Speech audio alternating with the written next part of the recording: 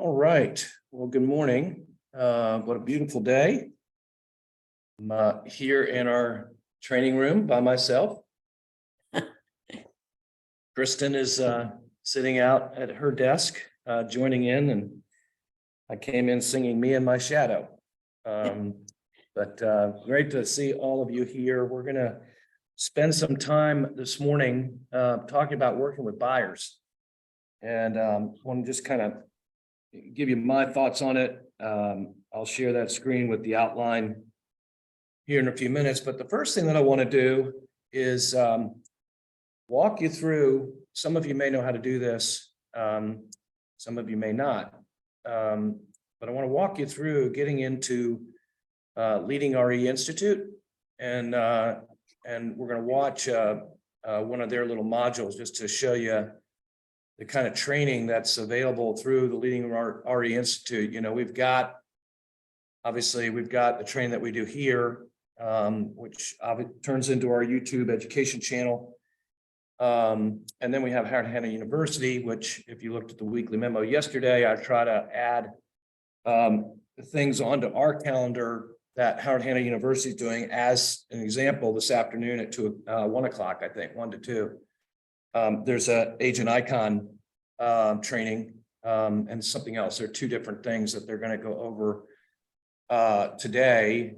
I look at the car calendar to see what might be going on there, and I add that into the calendar.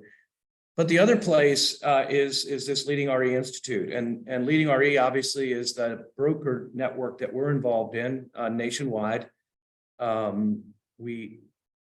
Our company now spans 13 states. We've got 14,000 agents, but for those of you that failed geography, we have 50 states in our country, as well as many, many other countries in the world. And the Leading RE Broker Network connects us with a whole lot more people that we can refer business to. But one of the benefits that we forget about is this Leading RE Institute, which is one of the most renowned online training programs in the country. They perennially are in the top 5 for training modules, not just in real estate, but in any any type of business. So anyway, let me share my screen and we'll walk through this, hopefully.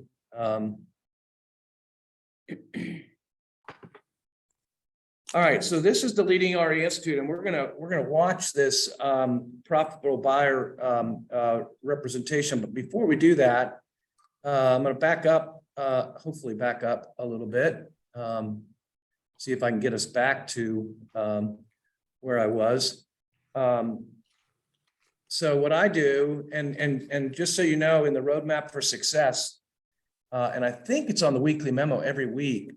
Is the username that you use to initially sign in to Leading RE. If you can't find it, check with Mary and she can point you in the right direction. But basically what I do is I go to,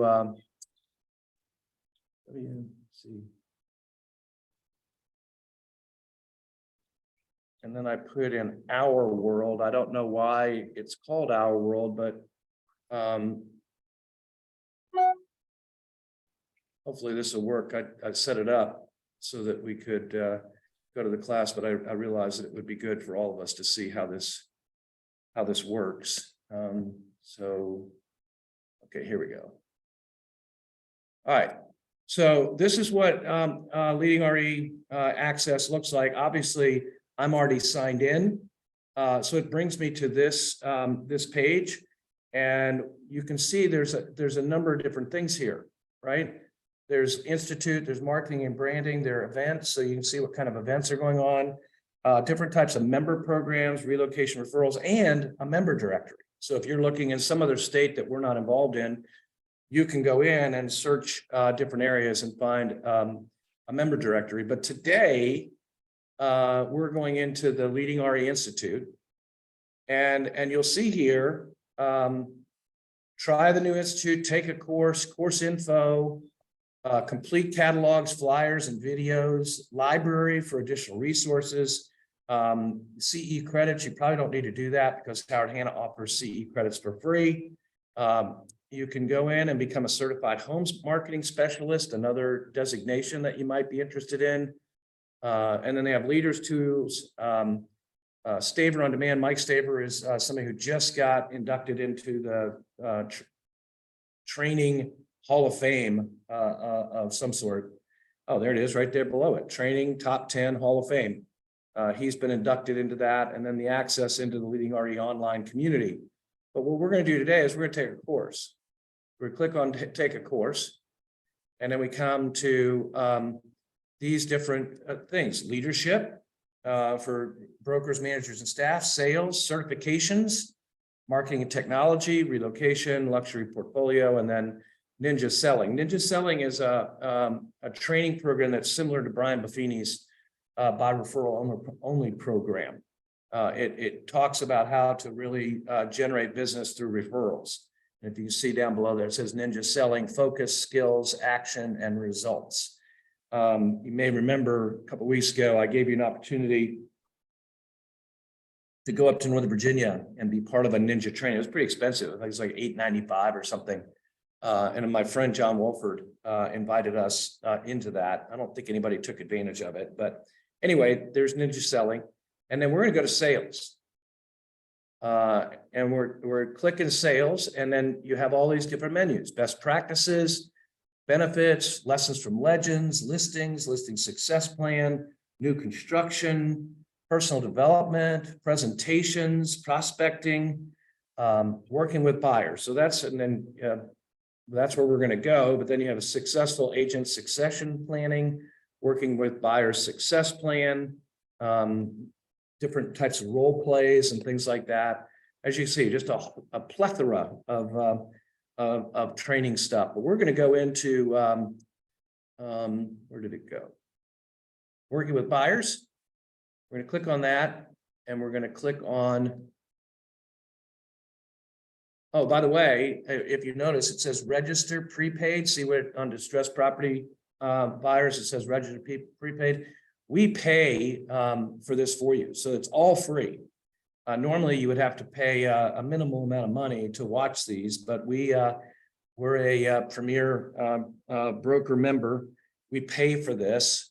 We've been paying for this for years, even before Howard Hanna. But so all I had to do is click on there. It says open course. And again, just another wonderful benefit that we have here for you. So, whoops. Okay. Come on. What is it doing here?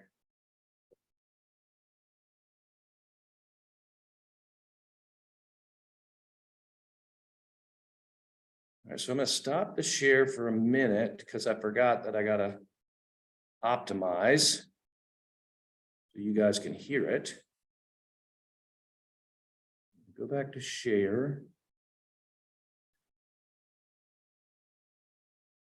Next.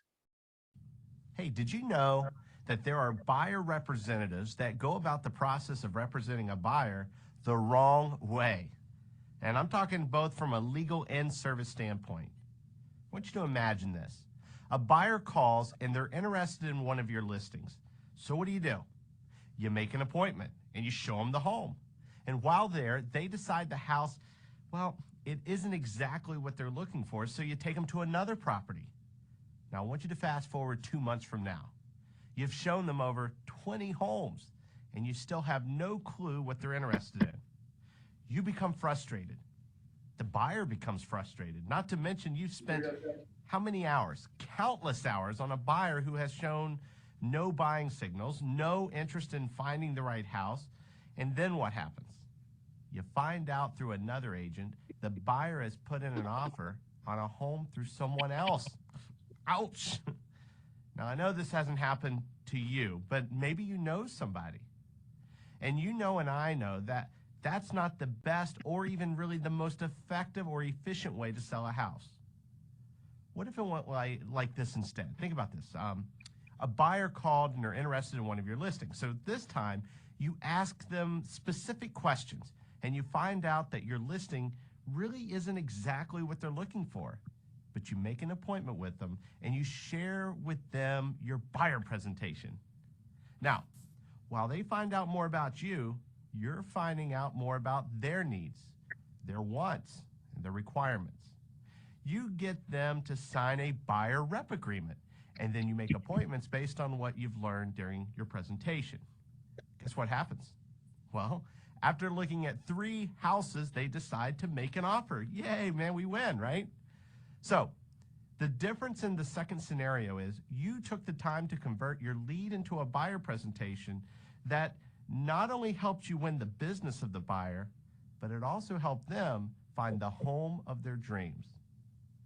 You know, and I know a buyer presentation, including a thorough buyer counseling session, should be done each time you work with a potential buyer.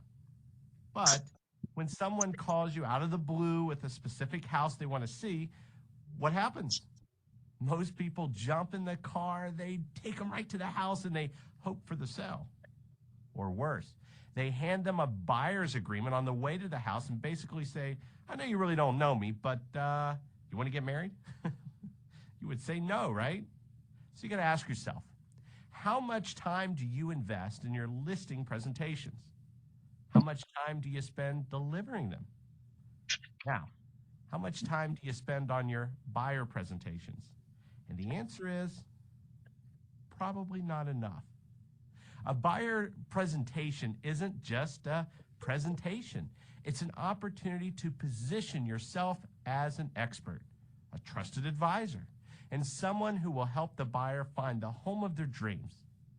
It will also help you discover whether a buyer is even a potential buyer or someone you should refer to, say, an old enemy. Recently, another speaker shared a story with me. He asked his audience of about 100 people how many showed 5 homes or less before the buyer bought. Only 6 people raised their hand. He then asked how many people spent an hour or more with the buyer explaining the buying process, getting to know the buyers and making them feel comfortable working with them.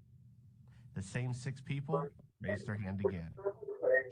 Real estate agents in general spend so much time focusing on perfecting their listing presentation, but spend absolutely zero time on the buyer presentation, when in fact, they're equally as important and should both garner the same amount of time and energy as everything else you do. A buyer presentation is a conversation that allows you to create buyer loyalty and gain their commitment and confidence, while at the same time helping you make certain that you want to work with the buyer. You see, it goes both ways. And while they're qualifying you, you're also qualifying them. And even though that may sound harsh, the reality goes back to the question, what is your time worth? The purchase of a home is possibly the largest investment your buyer will make in their lifetime. And because of that, they will have uncertainty and they're going to have concerns when making that purchase. So what's your job? Pretty simple. Your job is to alleviate their stress and make them comfortable in the buying process. How do you do this? You do this with your buyer presentation. A great presentation drives the buyer to want to work with you because it explains how you will get them what they want, their home, right? You're going to guide them through the process. You're going to take care of them and protect them from potential dangers. Your buyer presentation should follow the following format to be the most effective. Starts with introduction. And that, of course, is just a brief introduction of you, your company, and the leading RE network. For more information, by the way, see the course, The National Association of Realtors Value Proposition. Now, be sure to include any statements that demonstrate your integrity and your company's integrity, as these are highly rated, sought-after traits. For example, include testimonials of past clients and statistics that demonstrate you and your company's ability to represent them. This is also an area where many agents make the mistake of talking, let's just say, too much about themselves. Nobody really cares about you. Make sure the buyer knows that you're the best person out there to represent their interest. You'll have more opportunities to describe the details of your services later in the presentation. Then here comes the buyer questionnaire. This is where you determine the ideal property, neighborhood, and lifestyle of the client and whether or not you want to work with them. The goals here are to create a target of their ideal property and determine their level of commitment and their ability to purchase. For example, knowing if the buyer loves the outdoors and open spaces is pretty important. Maybe they love to cook and is going to entertain. These things will help clearly select and filter out specific properties to make your job easier. A list of lifestyle questions is available in the resource section for your reference, so you got something to go with. This will lead you to questions related to their financing. Their answers are going to help you determine their willingness to purchase. Now, we don't recommend shaking them by their ankles and saying like, do you have money or not? But if they're already pre-qualified, or better yet, pre-approved, then the buyer's going to be motivated. And if they're not, just give them assurance and say, you know what, I'm going to help you with this process. If they seem reluctant, then you may want to think twice about working with them because they're likely going to drain you of your time. The typical process is the next step. Now, describe the overall process of buying a home. And this is a great opportunity to showcase your talents. Here's a tip. People love stories. So insert examples of how you've helped other buyers overcome hurdles during past transactions. And if you're a newer agent, pretend you're not. No, I'm just kidding. But if you're a newer agent and perhaps you don't have as much experience, ask your broker for stories on, say, how your company's helped clients overcome challenges. This will provide a level of comfort for the buyer, knowing that they're well represented. Buyer-client services. The services you will perform. And this is the stage where you begin to paint a picture of how both the buyer and seller are, in most cases, legally represented. It's similar to how an attorney has legal obligations to their client. This is where you might have to have let's say, a brief discussion of agency relationships and provide examples of what duties to clients might occur, if appropriate, in your state. And then you go into buyer questions. Take an opportunity for the buyer to ask questions. These could be about the process or about you and your firm. Now, let's talk forms. Describe the forms they can expect to fill out, including the buyer representation or buyer agency form. Just be prepared to discuss and describe which client services are included with fiduciary duties. This will also help them appreciate the level of representation that comes with a signed agreement. Now, to make it easy on the client, use a highlighter to show how the agreement outlines some of the benefits of full representation. Call them. Just give them a call within 24 hours to reinforce their decision. It's also important right here, right now, to be sure to ask them how they would like for you to communicate with them. Now, it might be email, might be a phone call, might be a text message. Everybody's a little different, but the only way you're going to know is by asking. In the apply section, I will share with you the best way to give a great presentation.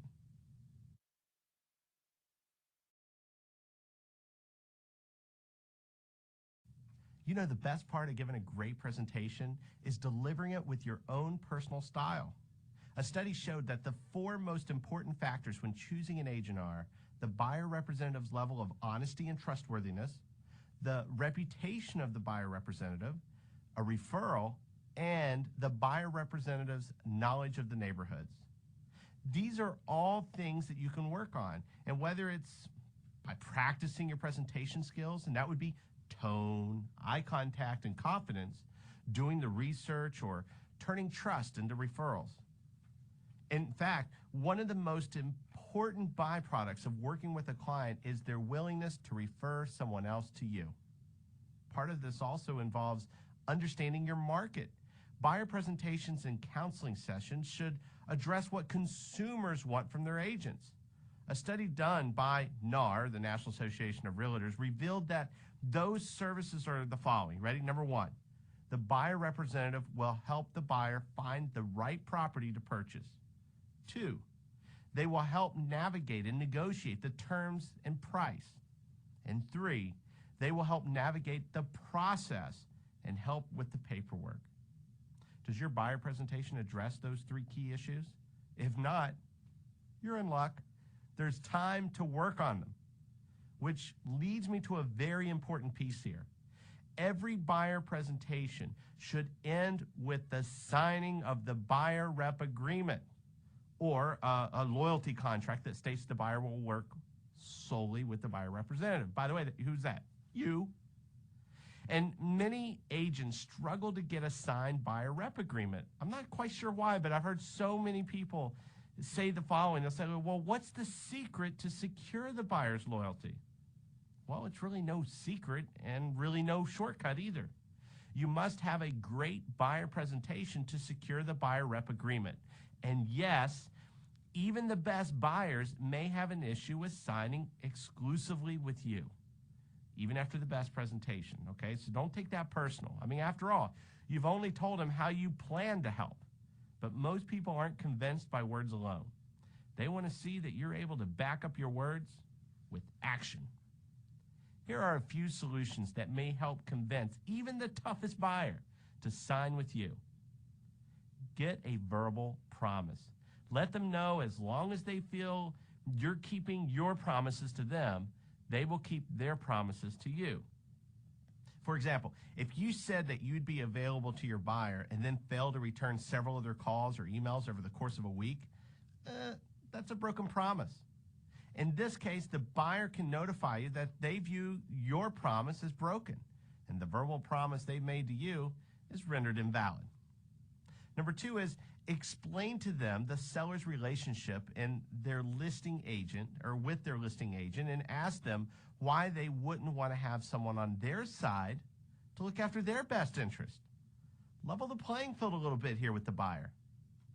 Number 3 is ask them to sign a 3-day contract at least.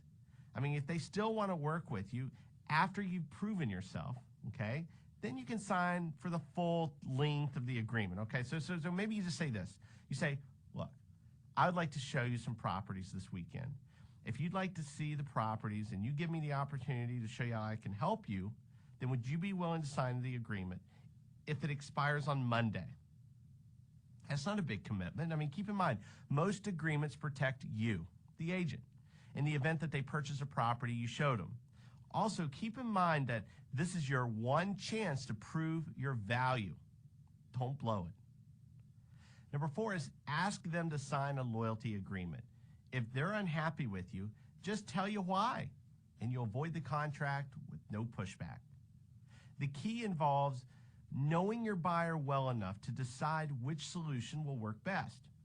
That knowledge comes from doing your due diligence and building rapport. And so I want you to remember this.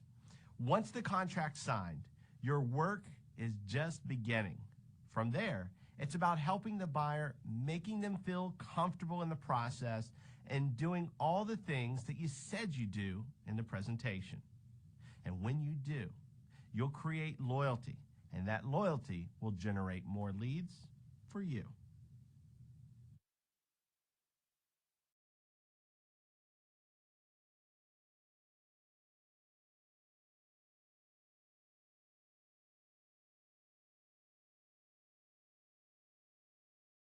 All right, we'll take this little test together so that this is something that follows every one of these presentations, just so you make sure that you took in the information. Listing presentation is less important than a buyer presentation. The answer is obviously false, or at least I think it is. There we go, correct. Buyer presentation allows you to create buyer loyalty, gain the buyer's commitment and confidence, be certain you want to work with the buyer, all the above. Here we go.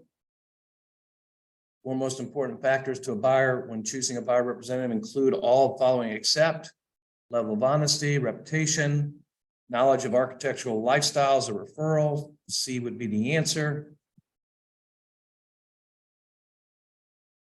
Every buyer presentation should end with buyer's questions, signed of a buyer rep agreement or loyalty contract, description of the forms, description of the services you'll perform. I'm going to guess it will be B, as I'm sure you all did too, and that's correct. Should call buyers within blank to reinforce the decision to work with you. think it's 24 hours. Correct. Thank you for, hey, 100%. I'm an A student. Hopefully you're an A student as well. And there you have it. Let's see here. Yeah, so good stuff. When you sign in to that Leading RE Institute, you get all the collateral materials that he was talking about. And you can either print them or you can have them pulled up while you're watching the class. But I think it's always good, one, to know that that's there. But again, it's really good to hear from different people. As I listen to other people teach on the things that I teach, I obviously pick things up, but I also, craft it or think about crafting it back to what I'm teaching you guys on a regular basis. So a few things that jumped out at me before we get into the outline, which I'll pull up in a minute. First, you have a buyer presentation. Hopefully you know that. You have a buyer presentation. Buyer presentation is in Hannah presentations. You've got a listing presentation in there. You've got the property review presentation in there, and you have a buyer presentation. And it walks you through a lot of things that he talked about in this seminar.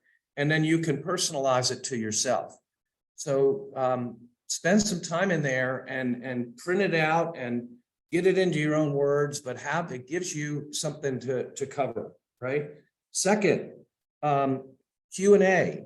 We talked about this in the business meeting this past week, this new program, the Q&A that Kristen went through at the during the business meeting. I was interested as he was talking. I thought, you know what, if you fill out your Q&A so that you can do that for your social media, so that you can do that for your Howard Hanna website, your profile, your bio, you fill that out. It's also giving you really good information for you to include in your buyer presentation. Because the questions that were talked about in the business meeting is what makes our area so special, right? So if you're talking to somebody about, wanting to buy a house, and trying to figure out where it is that they want to be, one of the things that you want to be able to be is knowledgeable about what makes our area special, or what makes the area they're interested special. And this goes back to what we talk about all the time about the 3 keys to successful relationships. First one is building rapport. Building rapport. So as you do these Q&As, which I'll go through here in a minute, when you do these Q&As, people begin to understand who you are, how you tick, and it gives you the opportunity to build rapport with them.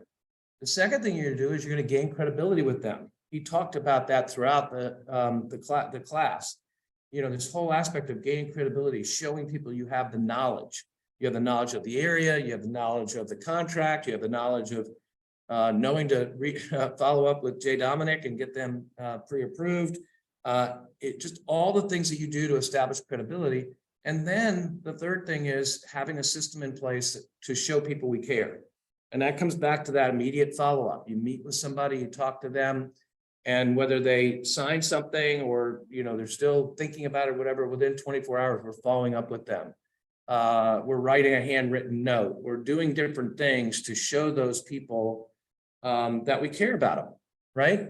And so that whole aspect of building rapport, gaining credibility, and then showing people we care. And these Q&As, again, the first one, again, what makes our area so special? Second one, what attracted you to real estate, right? As you fill out what attracted you to real estate, you can be communicating to buyers why you're in this business, why you enjoy doing what you're doing.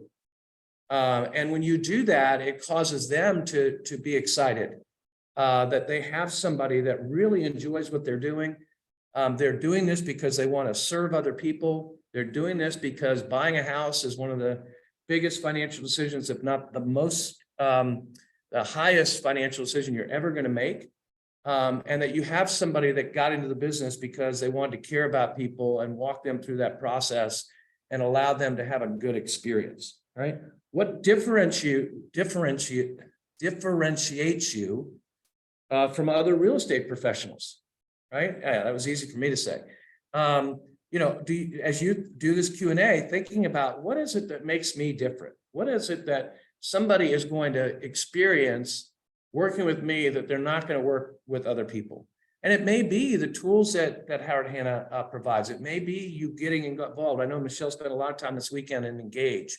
And I shared with her, the sooner we get the data into Engage, the sooner we have that amazing tool to allow us to communicate and network with folks that we're working with. But what differentiates? It might be the tools. It might be, the way that you go about doing things. It might be because you have a natural connection somehow. You've got the same age kids, whatever it is, but you want to think about in your own mindset, what is it that makes me different? And then the fourth one is, what do you draw upon for inspiration and motivation? Right? Again, who am I? What draw? Well, I get really excited about helping somebody buy their first home, right? I get really excited about listing a house so that I can get that house sold so that they can move on to the next thing, right? It could be, that whole aspect of what is your why, why are you in the business, that kind of thing. But also, like I've been talking about, it could be, the what's next? What am I going to do to show you how much I care about you, to show you that I have the knowledge that can walk you through this process. And then finally, what have you found most important in your business? Those are 5 questions that you've got for your Q&A. You can answer those questions and more and begin to create your own way of communicating with buyers, communicating with sellers. And so again, use the tools that you have already in place. You do not have to reinvent the wheel as it relates to that. Okay. Any questions on any of that before I, kind of hit on some other things as we go through the second half of the hour?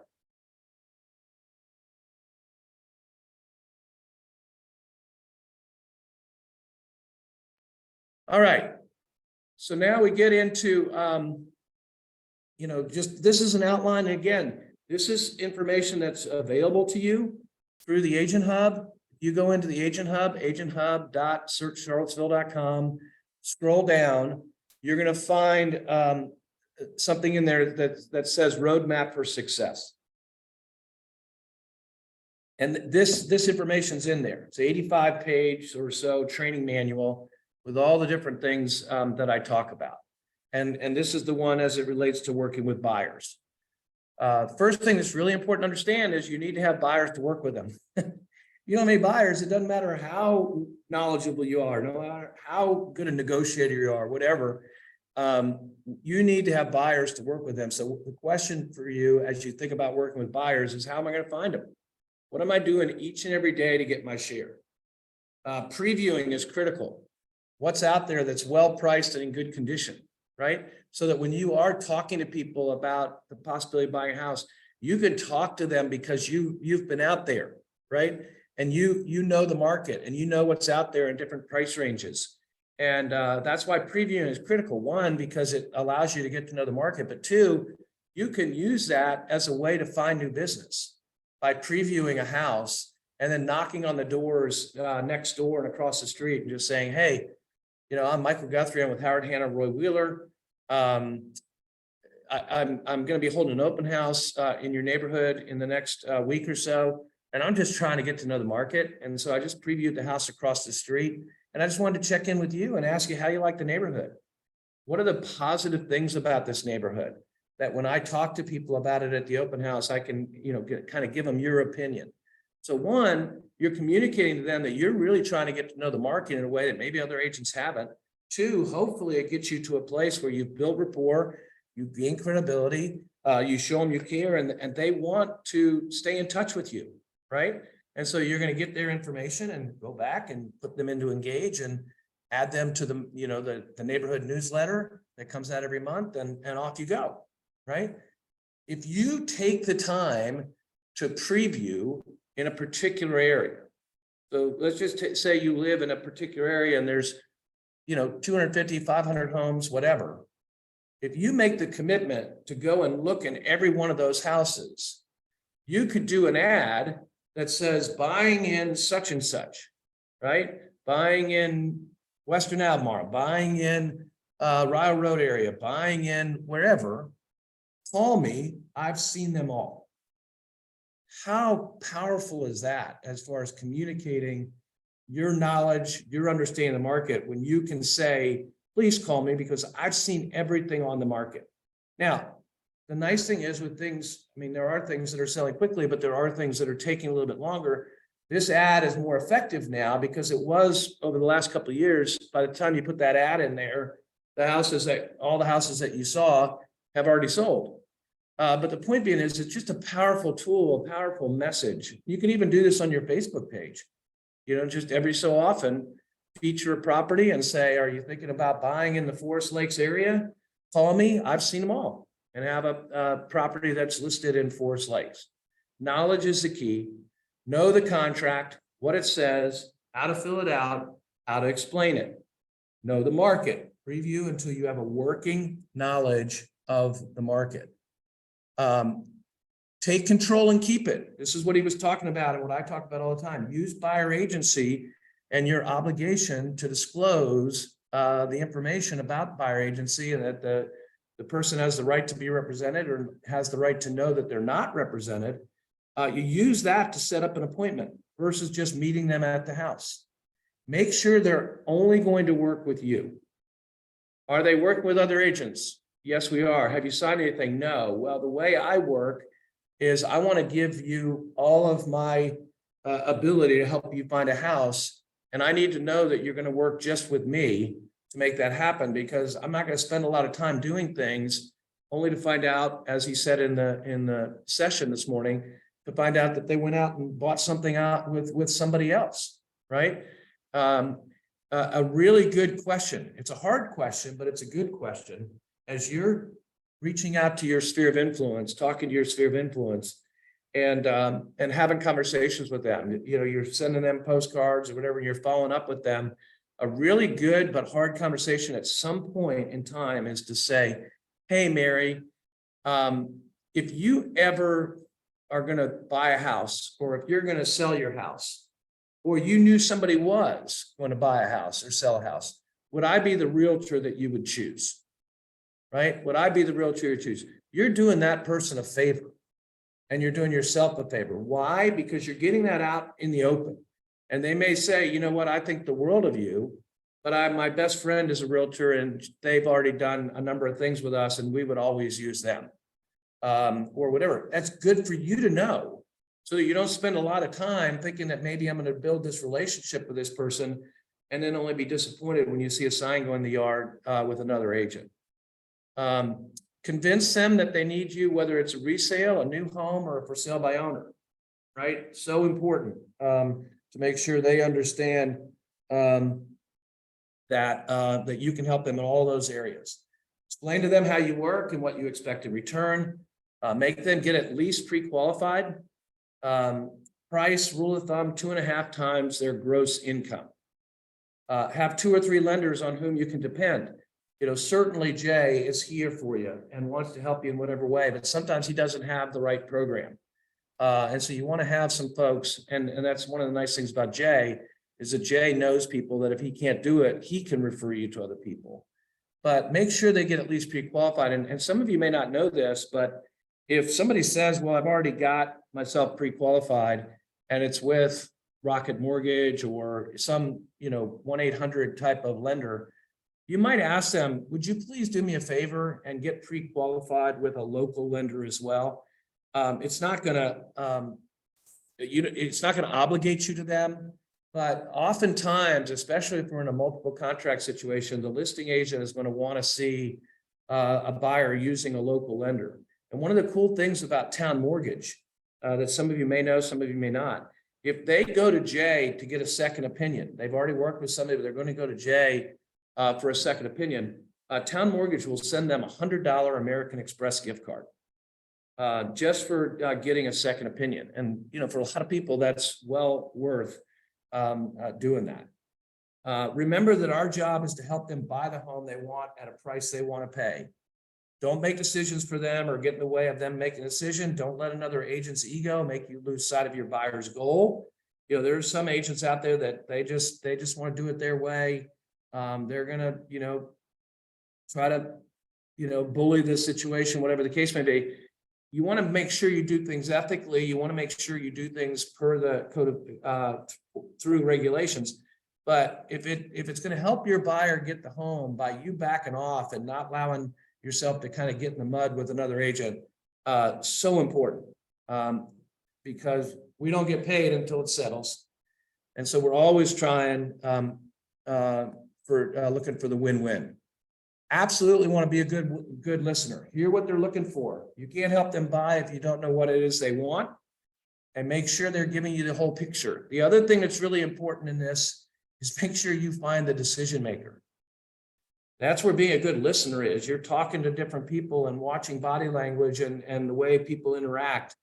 You want to make sure that you're working and understanding what the decision maker sees and wants, because at the end of the day, that person is going to be holding the cards as far as what they do. But so important to hear what they're looking for. I've heard different situations where an agent just wasn't listening, and they went out to look at property the second day, and they're showing it, and the agent's showing property that the folks just weren't interested in, and they finally chose another agent because they didn't feel like they were being listened to. They didn't feel like the agent was showing them the types of properties that they were looking for. So we want to make sure we get the whole picture, right, as to what it is they're trying to accomplish. I have a master's in counseling, and so I used to use that when I was an agent. When I got them in my car, I'd say, look, I have a master's in counseling. I've done a lot of counseling in my career. I need you guys to process looking at these houses and deciding on houses as if I wasn't in the car. And I will try to help facilitate and mediate as we go through that. But however you guys make decisions, you don't wait till you get to your house to do that, or to the hotel room to do that. I need you to do this in the car so I can hear what it is and know what I need to be showing you, right? Questions to ask. Do you have a deadline to move? Are you going to be using financing? Now that we've talked about a lot of this stuff, what concerns do you have? Are you ready to buy if we find the right house? And if not, why not? What price range are you considering? What can I do to help you the most? Know their desires, and who and what will help make the decision. Again, the decision maker. Read between the line. Answer questions with questions. They're asking you questions, you answer it, but then you give them a question so that you have a conversation going and they're not just getting information for you. Remember that you're the professional, and that's really important. Some folks are going to think they know things more than you do. They know blah, blah, blah. And I'm in these conversations all the time with our agents where they've got people who think they know what's best. And then all of a sudden, it doesn't work so good because it's not what they do each and every day. So remember that you're the professional, and not in an arrogant way, but don't let them make you forget that. They need your advice and expertise. Thankfully, so far, we don't really need to understand short sales, although we may get back into that. If you do need to understand short sales, well, then you got to, study up on that. Get designations if you can, right?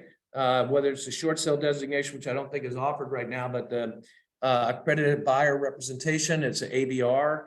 The GRI is another designation that's really good. Those establish credibility that you've gone above and beyond in your training experiences.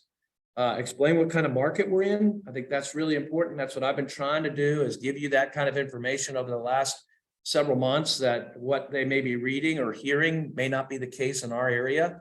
And if we can explain to them and show them the data and the statistics that we are in a very good market, both for buyers and sellers, and they said, well, gosh, that's not what I've been hearing. I say, well, we know that, but these are the numbers, and they substantiate something very different.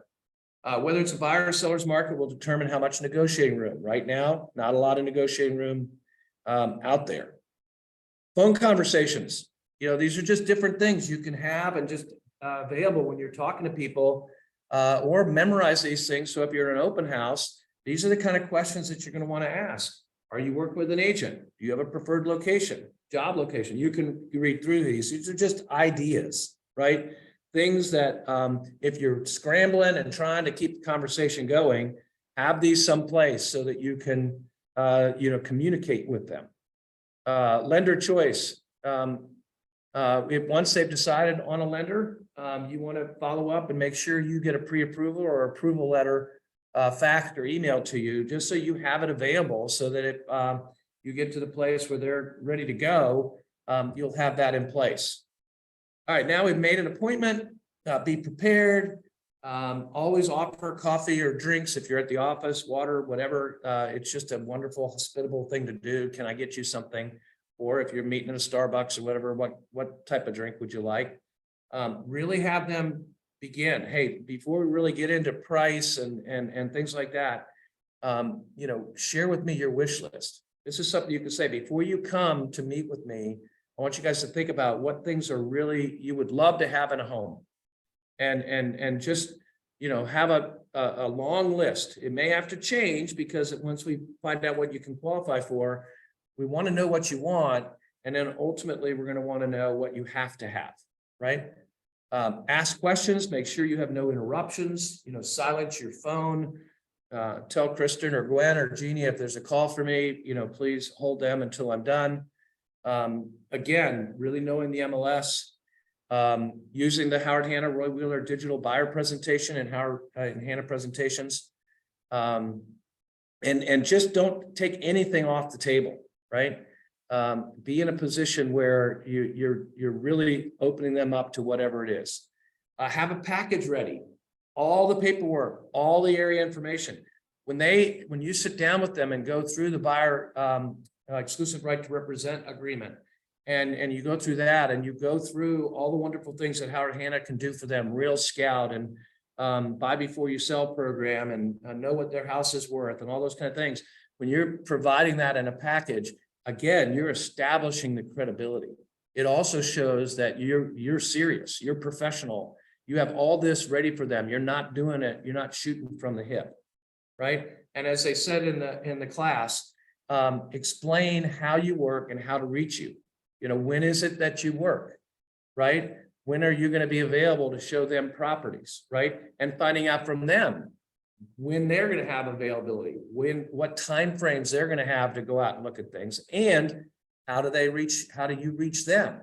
Would they rather be communicated by text or by email or by phone? You want to know when and what times of day. And it's, again, really important for you to establish boundaries, right? How you work and how to reach you. If you're somebody that has a family and that you want to focus in on their family, there's nothing wrong with saying to people, after 7 o'clock or 8 o'clock or whatever it is, I'm not answering my phone. I'm not looking at email. What I say to you guys all the time is that I'm available and accessible, but if it's after 9 o'clock at night, you're not going to hear from me because I'm in bed, right? Now, if you want me to respond to you at 5 in the morning, I can do that. But normally I'm available after 8 o'clock in the morning. Normally I don't start doing anything business-wise other than posting on Facebook and stuff before 8 o'clock. Because I need to get up, I need to have my time, I need to, have my cup of coffee and put myself in a position for how the day is going to go. Nothing wrong with you establishing boundaries and standards as to when people can reach you. You certainly want to be available, you want to be accessible, but people will flex with you. And the same, we need to flex with them as well. Enjoy helping your clients. If you're not enjoying helping your clients, then you probably need to refer those people. If they're a pain in the butt, right, and they're just causing you more problems than it's worth, it's what I call taking the monkey off your back and putting it on somebody else's. Hey, Dave, these are people that I can't, I'm not really getting anywhere with. Why don't you see if you can work with them? And if it works out, pay me a 25% referral fee. And then just say to the folks, you know what, I just don't think we're clicking. I don't think that this team is meshing well. And I'm going to refer you to Dave. and let Dave help you. You know, some people will say, well, at least it's something, at least I got somebody that I'm working with. Well, I would respond by saying at least it's something is oftentimes worse than nothing. And what I mean by that is you could just be spinning your wheels. And if you use that same amount of time to go out and talk to your sphere of influence or do an effective open house or whatever the case may be, you can find other people to work with that you enjoy working with. That it's a privilege and a pleasure to be working with them versus just feeling like, you know, you're getting stepped on and whatever the case may be. And the bottom line is throughout this, if you go through what we just talked about and through the 15-minute presentation that we listened to, if we have the right questions to ask and we listen well, we can figure out pretty quickly whether or not this is a good situation or a bad one, right? And a lot of us used to have briefcases. And now I just have my backpack. When I leave the house, my wife always says I look like I'm off to school with my backpack on. But the point being is, when I went to listing appointments, I had a briefcase, and the briefcase had all the information that we just talked about, all the paperwork, all the area information, all the things that I would need for that conversation. And if I got in that conversation, and whether it was price or commission or whatever, if I felt like the people just were really being obstinate and they just weren't going to, see what my professionalism and what I had to bring to the table, I literally would just stand up and I'd put my stuff in my briefcase and I'd shut it. And it was just this psychological thing of saying, you know what, I don't think this is going to work. And, I appreciate the opportunity to come over, but I just think you have different expectations, and I don't think they're expectations that I can fulfill, right? Frank Quayle used to say all the time, I'd rather disappoint you now than disappoint you later, right? I don't think I can help you find the kind of house you're looking for because they're trying to, make $100,000 low offer or whatever. I don't think I can help you because their house is worth 400, but they want 650 for it. I don't think I'm the right person. You need somebody who can be enthusiastic about making lowball offers. You need somebody who is enthusiastic about overpricing a house and watching it sit. And that's just not me. And quite honestly, I'll be the first to congratulate you if you end up selling that house for $650,000, because I just don't think you can. And so I'd rather disappoint you now than disappoint you later. And that's where the listening comes in. That's where the preparation comes in. That's where your professionalism comes in, so that you can build the rapport, you can gain the credibility of these folks and show them you care. But we circle back to the very beginning. And the key here is that you need to have buyers to work with them. So we're teaching you all these ins and outs. We're teaching you all the nuts and bolts. But if you don't hear this, I hope you do, because I talk about it all the time. That hour, an hour and a half that you're going to spend today and tomorrow and the next day generating new business is incredibly important. Because if you don't have buyers, you can't work with them. You don't have sellers, you can't work with them. So, questions? Any thoughts?